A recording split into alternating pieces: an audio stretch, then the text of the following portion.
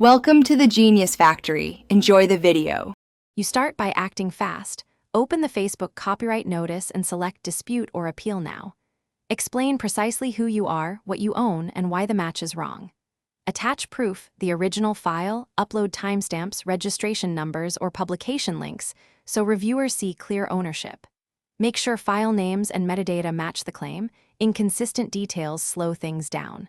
Once submitted, note the review window and prepare the next step while waiting for Facebook to process your request.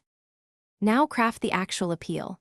Keep it short, factual, and evidence-focused. State ownership, the exact date of creation or first publication, and explain why the automated match is wrong. Include specific timestamps in the content. Upload raw source files, screenshots of original uploads, registration documents, or contracts. PDF or JPEG attachments work fine.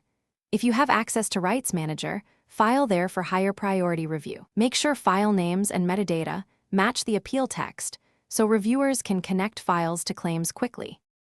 Finish by monitoring responses and responding promptly to any reviewer questions.